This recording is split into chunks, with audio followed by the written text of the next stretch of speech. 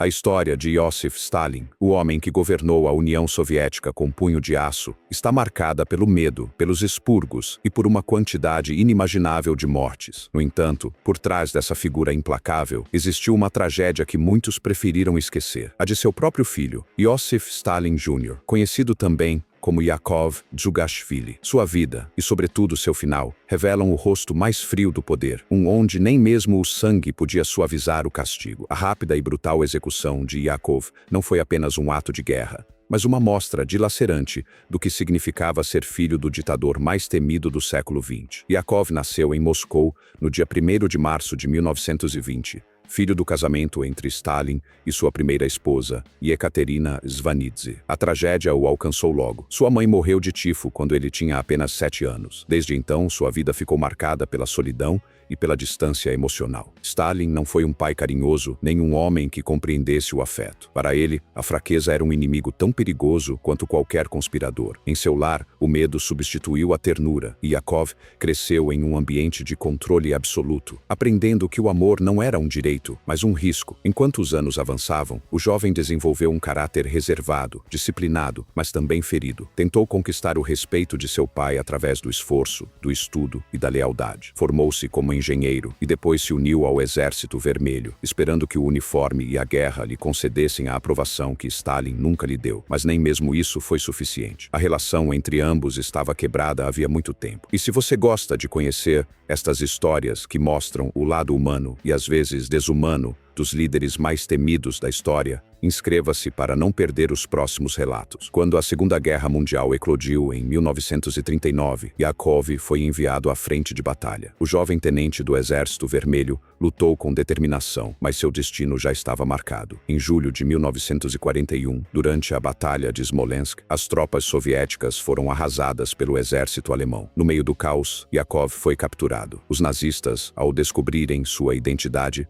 compreenderam o valor político do prisioneiro que tinham em suas mãos. Filho do líder da União Soviética, sua existência podia se tornar uma peça de propaganda ou de negociação. A notícia de sua captura chegou ao Kremlin no pior momento. Stalin, furioso, recebeu o informe sem mostrar emoção. Para qualquer pai, saber que seu filho estava nas mãos do inimigo seria devastador. Mas Stalin não era qualquer pai. Sua resposta foi seca, cortante, definitiva. Não tenho um filho, tenho um soldado. Aquela frase, repetida por testemunhas, tornou-se símbolo do sacrifício absoluto exigido pelo regime. Seu filho, assim como milhões de soldados soviéticos, não merecia tratamento especial. Os alemães tentaram aproveitar a situação. Propuseram trocar Yakov por um general alemão capturado pelo Exército Vermelho. Hitler, fascinado pela ideia de humilhar seu rival, autorizou a proposta. Mas Stalin rejeitou a troca sem hesitar. Em sua mente, aceitar o acordo teria sido uma demonstração de fraqueza, uma rachadura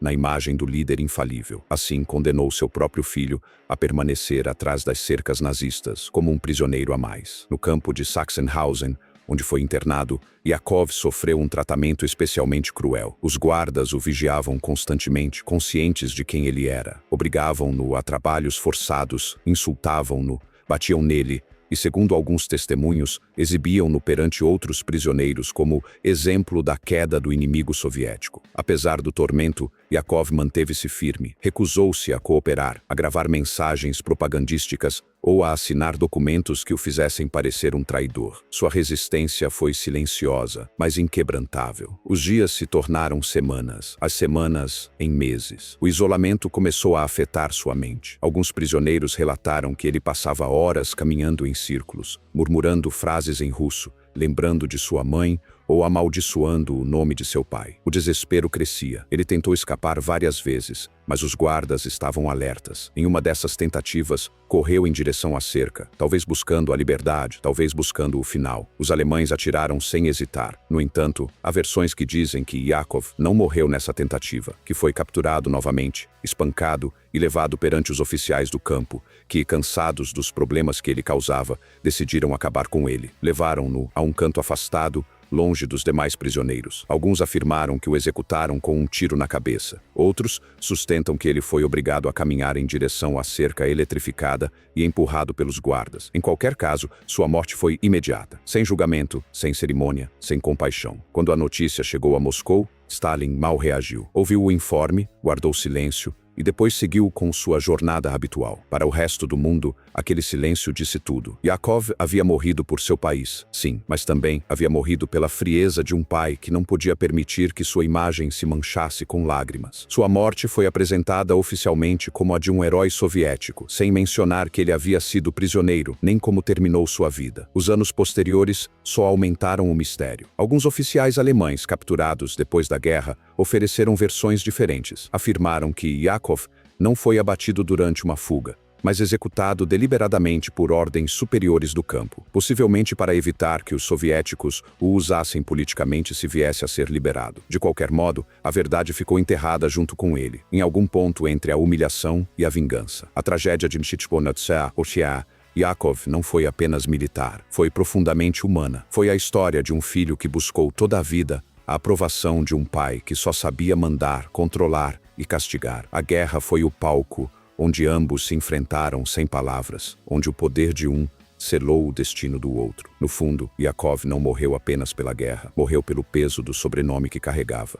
Nos anos posteriores, quando os arquivos soviéticos começaram a ser abertos lentamente, os historiadores puderam reconstruir parte do caso. Descobriram cartas que Yakov havia escrito antes de ser capturado. Em uma delas, mencionava o desejo de demonstrar seu valor em combate e o medo constante de não estar à altura das expectativas de seu pai. Em outra, confessava sentir-se invisível, irrelevante. Eram palavras dolorosas, humanas, que revelavam um jovem preso entre o dever patriótico e a necessidade de ser amado. Os soviéticos tentaram apagar a história durante décadas. A imagem do líder infalível não podia ser afetada por um drama familiar. Só nos anos 90 foram publicados os testemunhos de antigos prisioneiros que confirmavam a brutalidade de sua morte. Para então, Stalin estava morto há quase 40 anos e Yakov havia se tornado o símbolo de algo maior, a desumanização que o poder absoluto provoca mesmo dentro de uma família. Yakov Stalin Jr. morreu fuzilado, mas sua morte teve um eco silencioso que ressoou durante gerações. Foi o preço de uma lealdade mal compreendida, de um amor paterno que nunca existiu. Alguns historiadores consideram que Stalin,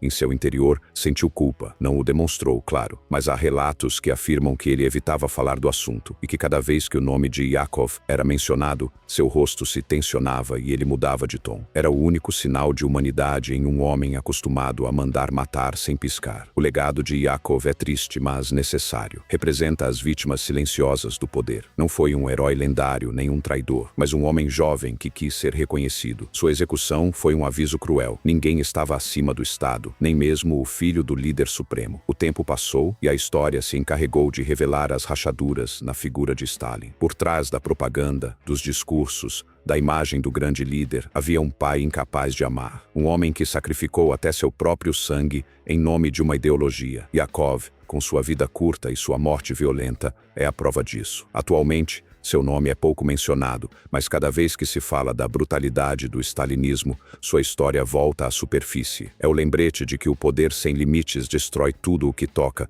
inclusive os laços mais sagrados. Yakov não teve túmulo nem homenagem, mas sua memória permanece como símbolo do custo humano do fanatismo político. Ele morreu como um soldado, mas também como um filho que nunca foi perdoado. E nessa dualidade reside a tragédia de sua existência. Ser fiel até o final a um pai que o condenou a morrer sozinho. A execução de Yakov Stalin Jr. não apenas marcou o fim de uma vida, mas o reflexo mais cru de uma época onde o poder era tudo e a compaixão não tinha lugar. Um tempo onde até o filho do ditador podia se tornar vítima do mesmo sistema que seu pai criou. E assim, entre as sombras da história, seu nome continua nos lembrando que o preço da obediência cega pode ser a perda total da humanidade. Se você se interessa pelas histórias reais por trás dos grandes ditadores, suas famílias e os segredos que a história tentou ocultar, inscreva-se no canal e acompanhe-nos nos próximos episódios.